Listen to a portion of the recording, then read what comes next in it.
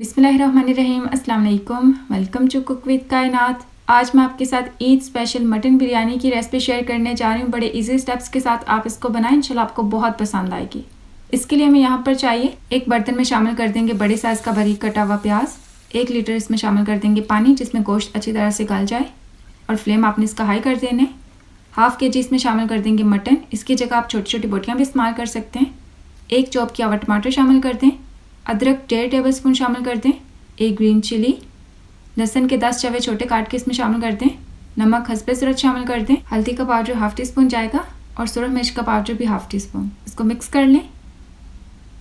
अब इसको ऊपर से कवर करके पकने के लिए छोड़ देंगे हाई फ्लेम पर, जब तक ये गोश्त गल नहीं जाता। ये देखें 1 घंटे के बाद ये इस तरह का है और ये देखें 1.5 घंटे के बाद इसमें थोड़ा सा पानी रह गया है, ये देख लें। अब इसकी बुनाई करने के लिए इस्तेमाल कर लेंगे ½ कप ऑयल और इसकी अच्छी तरह से बुनाई कर लेंगे तकरीबन 20 से 25 मिनट के लिए या फिर 30 मिनट के लिए। ये देखें बुनाई करने के दौरान हमें थोड़े से पानी की ज़रूरत है, तो इसमें हम शामिल कर लेंगे तकरीबन 4 टेबलस्पून पानी। जितनी जितनी ज़रूरत होगी शामिल करते जाएंगे।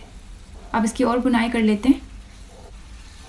3 टेबलस्पून पानी और शामिल कर देंगे ताकि ये गोश्त लगे ना, और इस तरह बुनाई कर लें। अब इसमें शामिल कर देंगे दही 1/4 कप। इससे अच्छी सी ग्रेवी तैयार होगी इसकी। ये देखें इस तरह इसकी बुनाई कर लें।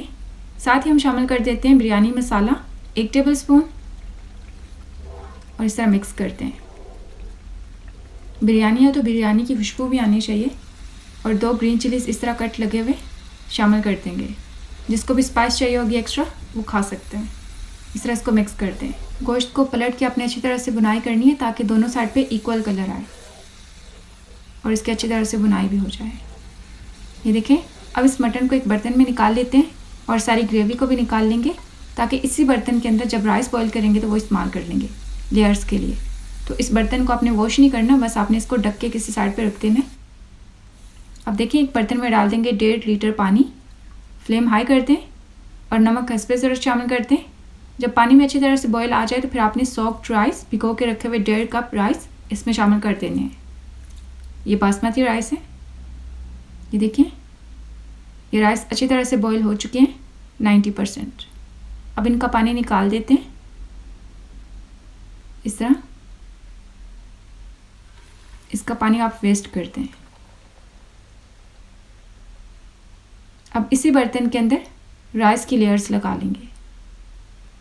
पहली लेयर पे मैं थोड़े से चावल इस्तेमाल कर रही हूँ। इस तरह फैला दें और इसके ऊपर रख देंगे ये मटन और साथ ही रख देंगे मटन की सारी ग्रेवी।